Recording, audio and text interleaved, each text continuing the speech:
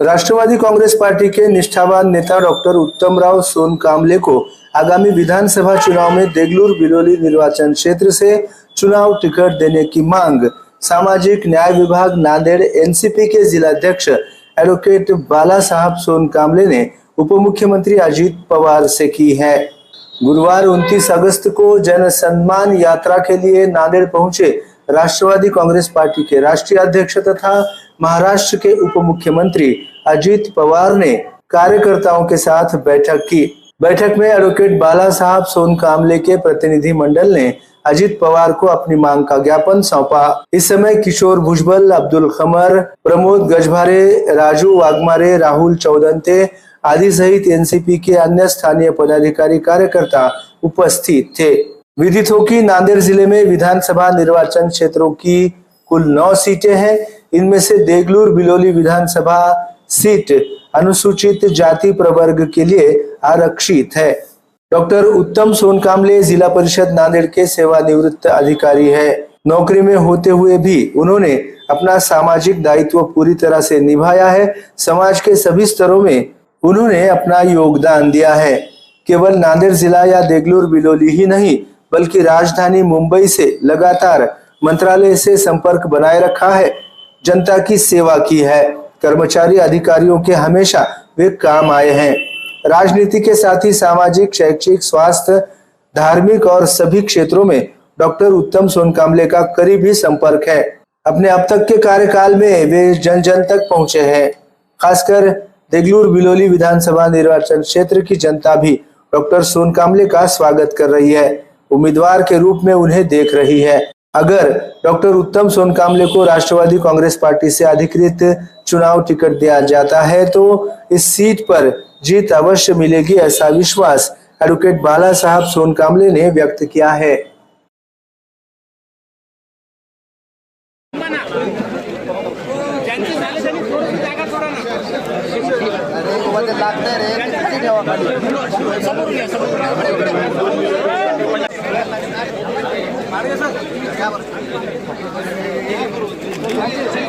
थोड़ा थोड़ा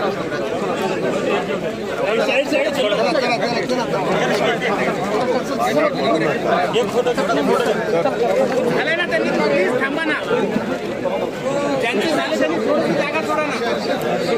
अरे मध्ये लागतंय रे, किती ठेवा खाली समोर घ्या, समोर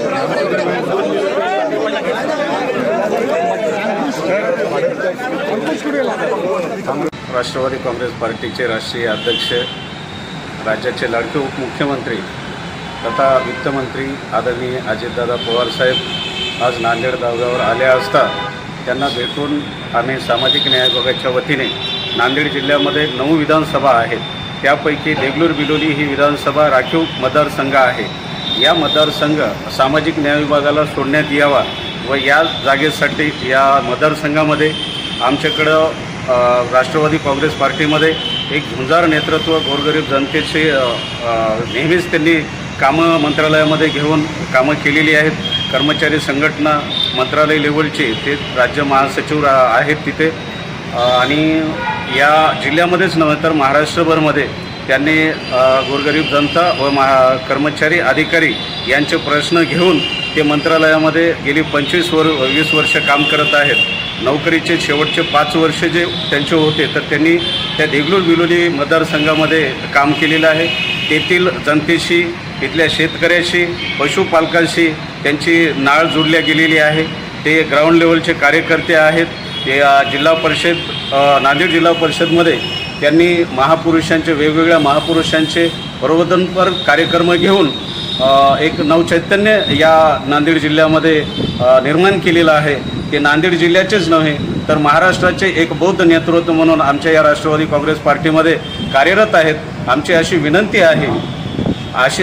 विनंती आहे की या ठिकाणी डॉक्टर उत्तमरावजी सोनकामले साहेब यांना देगलूर बिलोली मतदारसंघाची उमेदवारी देऊन येथील नांदेड जिल्ह्यामध्ये आज तागायत त्या मतदारसंघामध्ये बौद्ध उमेदवार दिलेला नाही, या नांदेड जिल्ह्यातून व त्या मतदारसंघातून प्रत्येक अशी बौद्ध व्यक्तींची इच्छा आहे की आमच्या मतदारसंघामध्ये बौद्ध उमेदवार द्यावा आणि आमच्या पक्षामध्ये आणि नांदेड जिल्ह्यामध्ये एकमेव असं नेतृत्व आहे डॉक्टर उत्तमराव सोनकांबळे की ते त्या ठिकाणी जर उमेदवारी मिळाली तर निश्चितच ते निवडून येतील.